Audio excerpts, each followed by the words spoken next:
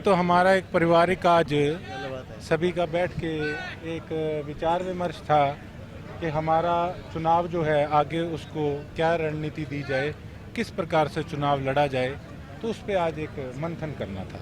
किस प्रकार की रणनीति आप द्वारा और आपके समर्थकों द्वारा तैयार की गई है? रणनीति यही है साहब कि जब किसी घर की कोई वोट मांगने वाले घंटी मारते हैं तो घर वाले क्या कहते छोड़ो छोड़ो वोट मांगने वाले ही होंगे। एक एलर्जी, एक जो विश्वास नहीं रहा राजनीतिज्ञों पे, एक वो सिस्टम बन चुका। अब हम कह देते हैं कि जी वोट बिकता है। देखिए, गरीबी एक ऐसी सज़ा है कुदरत की तरफ से जो कि झेलनी बड़ी मुश्किल है। अगर किसी घर के अंदर 5 मेंबर हैं, 5 सदस्य हैं, अगर 2-2 हज़ार रुपया पहुँच जाता है तो अगला सोचता है कि भैया महीना निकल जाएगा आराम से, उसका बिकने का मन नहीं करता। लेकिन लाचारी का फ़ायदा राजनीतिज्ञ लोग उठाते हैं और उनको पता है कि बाद में लीडरों ने दिखना ही नहीं, तो जो मिलता है वो ले लो। इस करके आज जो है ढांचा, हमारा जो सिस्टम है वो बिगड़ा पड़ा है। पहले तो केवल सिरसा पीड़ित था, अब तो इलाहाबाद में भी ये बीमारी फैल चुकी है। अब ये हालात बन चुका। अब धीरे धीरे रानियाँ भी फैल गई थी। अब ये बीमारी सुनने में आया है कि शायद फतेहाबाद बीमार कर सकती है। किस तरह लड़ेंगे या किसी पार्टी का? देखते हैं अभी क्या आगे सिस्टम बनता है। फ़िलहाल मैं आपके सामने है, मैं किसी पार्टी का सदस्य नहीं हूँ। अभी तो मैदान सज रहा है और देखते हैं हफ्ते में क्या होता है। किसी का ऑफर आया? ऑफ़र सिरसा की जनता ने अपने भाई को, अपने बेटे को इस योग्य बनाया। आप सब ने ऑफ़र सबके आए हैं, इसमें कोई दुराई नहीं है। क्या विज़न लेकर चल रही है चुनाव? विज़न हमारे सिरसा का डंका विधानसभा के अंदर बजना चाहिए, हमारे काम होने चाहिए। प्रायोरिटी पे रख के जो भी मुख्यमंत्री बने वो प्रायोरिटी पे रह के हमारे सिरसा का काम करे। खुद पूछें कि बताओ और आपका क्या काम रह गया। एक हमारे आज वक्ता ने कहा ना, क्या ना हिला मार मार के पूछांगा कि कोई काम रहे तो कौन गयो। हमारी वो सोच है। विपक्ष आरोप लगाता है कि गोकुल सेतिया एग्रेसिव पॉलिटिक्स करता है। एग्रेसिव, वो मेरी छवि खराब करना चाहते हैं। मुझे उस एग्रेशन का आपके माध्यम से कहना चाहूँगा, वो एग्रेशन कोई लोगों के लिए नहीं है। वो एग्रेशन उन अफसरों के लिए है और वो एग्रेशन रहेगा भी जिन्होंने जनता को अपनी पैर की जूती समझ रखा है।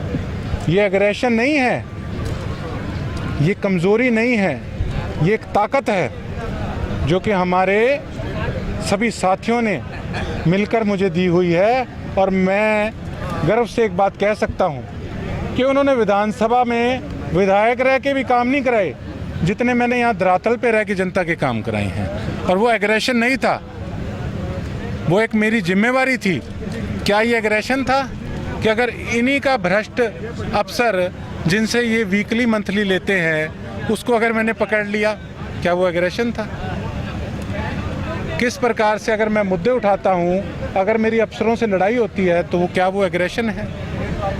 जब इनके टुकड़ों पे पलने वालों को मैं पकड़ता हूँ शरेआम, जो कि आज फिर चुनाव के समय में लुभावने वायदे कर रहे हैं, हम ये कर देंगे वो कर देंगे, जनता को बरगलाने का काम कर रहे हैं। अगर जो वो हैं, जिस प्रकार का वो काम कर रहे हैं, अगर उस नाम से उनको मैं बुला लूँ तो अगर चुंडी मारेंगे तो दर्द तो होगा ना। तो ये उनका दर्द है, एग्रेशन नहीं है। मेरा किस पर, मैं कोई गुंडा थोड़ी हूँ। मेरे पे इन्होंने अपहरण का केस डाला भारतीय जनता पार्टी में, मैं आपको किडनैपर लगता हूँ? मेरे पे SC/ST एक्ट डाला, मैंने इस प्रकार का कौन सा शब्द वहाँ पे कमेटी में यूज़ किया था, मुझे ये बताएं। किस प्रकार से गुज्जर समाज को इन्होंने भड़काया, आज सब समझ चुके हैं कि किस प्रकार की गंदी राजनीति ये लोग कर रहे हैं। मेरे पास जो गोकुल सेतिया पेट में है वो मुंह पर है। इनके जैसा नहीं कि बोर्ड पे लिखा लूँ कि सेवादार। इनकी सेवा 5 साल की लोगों ने देखी है और जो चुनाव से अब हफ्ता पहले सेवा शुरू होगी वो भी बच्चा अच्छे से जानता है। हम तो जो पेट में है वो मुंह पे हैं, बनावटी आदमी नहीं है। गोपाल कांडा 10 साल के विधायक रह चुके हैं, किस तरह की परफॉर्मेंस देखते हैं? अब ये तो देखो जनता तय कर देगी जल्दी।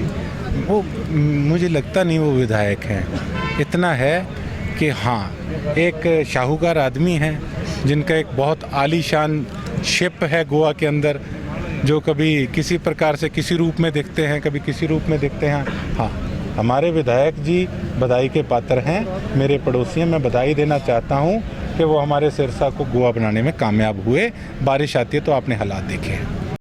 पब्लिक का रिस्पांस आपने देख ही लिया होगा कितना अच्छा है। हालांकि देखो, हमने कोई कन्वेंस किसी को नहीं भेजा, सिर्फ एक फ़ोन कॉल पे वो सब आए।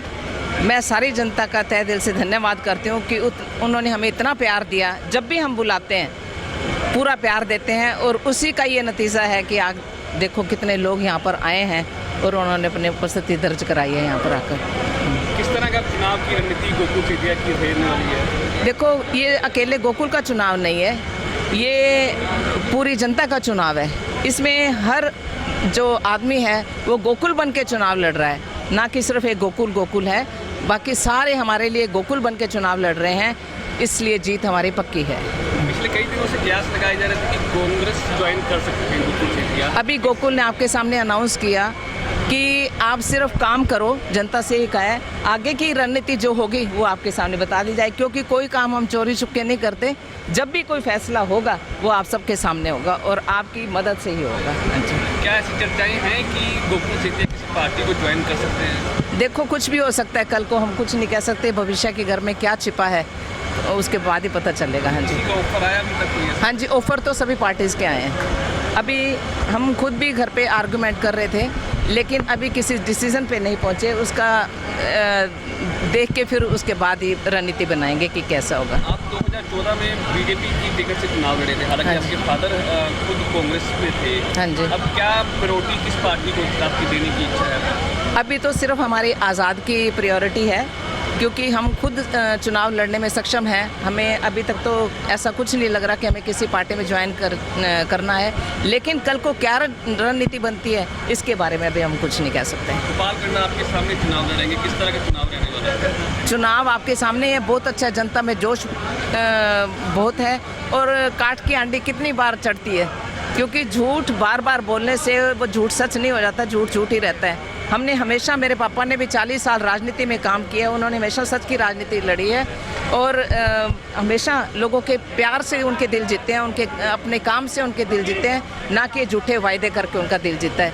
आज वही बात गोकुल के सामने आ रही है, जो जनता अब समझ चुकी है कि झूठ का बोलबाला अब खत्म हो चुका है।